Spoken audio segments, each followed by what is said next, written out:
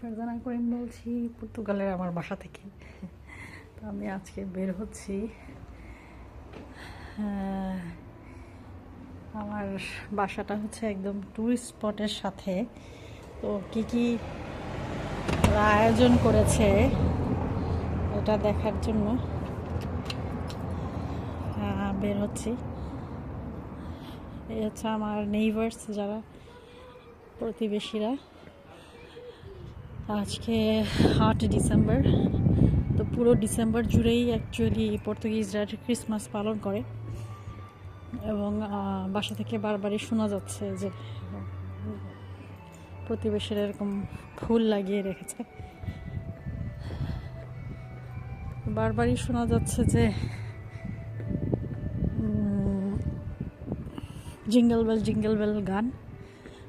আর খ্রিস্টানরা উপভোগ করছে তাদের ক্রিসমাস পুরো ডিসেম্বর মাস জুড়ে।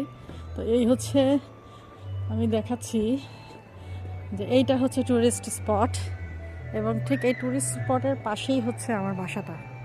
এই আমার বাসা। দেখি ওরা লাইন ধরে আসলে কি দেখছে এখানে। এর আগে আমি প্রথম থেকেই দেখছি, নভেম্বর থেকেই ওরা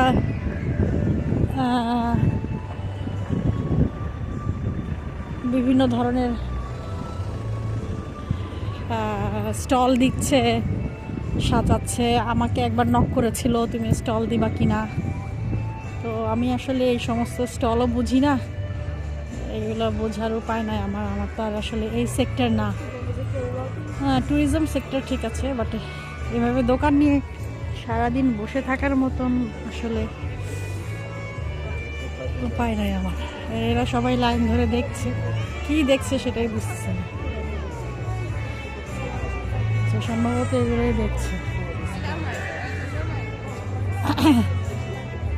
আমি প্রতিদিনই শুনি, আমার বাসার ছাদ থেকে দেখা যায়, কিন্তু আসার সুযোগ হয় না।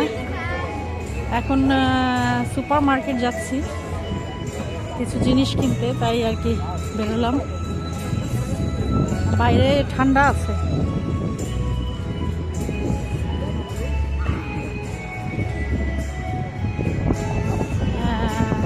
এই হচ্ছে এরা পসরা সাজিয়ে বসেছে।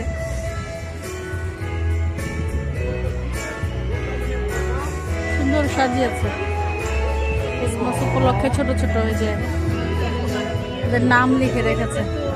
ক্রিসমাস উপলক্ষে ছোট ছোট দোকান, এই দোকান থেকে এখন সবাই কিনবে, নাম লিখে রেখেছে। ফ্রিতে এখন কফি দিচ্ছে, ফ্রিতে। এই কারণেই তো বলি এগুলো এরকম লাইন ধরে দাঁড়ায় আছে। যাই হোক, আমার এখন ফ্রি কফি খাওয়ার সময় নাই।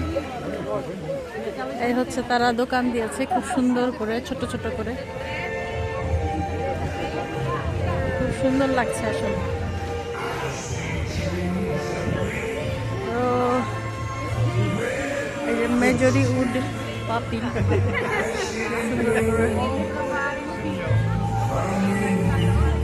আর এখানে যারা যারা বাচ্চাদেরকে এই ট্রেনে উঠাতে চায় তারা টিকিট কাটবে, তারপরে বাচ্চারা ট্রেনে উঠবে। যেসব বাচ্চা একদম ছোট তাদের মায়েরা উঠতে পারবে। অবশ্যই মায়েদেরকেও ছোট হতে হবে কিছুটা, মানে একদম মোটা সোটা হলে হবে না, ওটার ভিতরে ঢুকবে না। এই যে আমার প্রিয় এলাকা বেনাবেন, যেখানে আমি থাকি এবং আমার বাসা এখান থেকে দেখা যায়।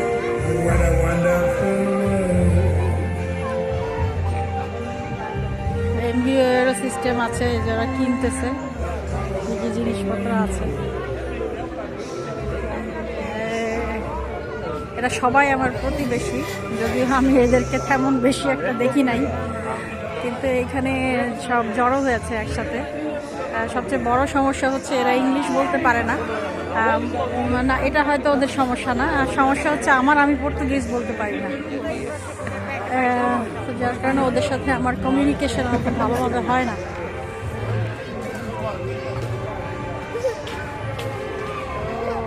এখানে হাওয়াই মিঠাই তৈরি করছে, এই যে হাওয়াই মিঠাই তৈরি করছে চাচা। আর এখানে হচ্ছে পপকর্ন, রঙিন রঙিন পপকর্ন তৈরি করছে।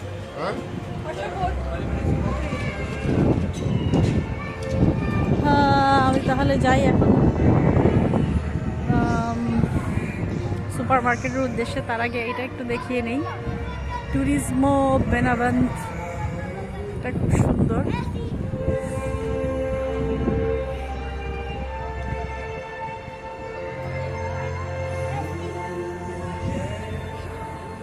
সত্যিই সুন্দর, ভালোই লাগে। এই যে মনে হয় যেন বৃষ্টি, স্নো পড়ছে। ঠিক আছে তাহলে, বাই বাই, টাটা, চলে যাচ্ছি।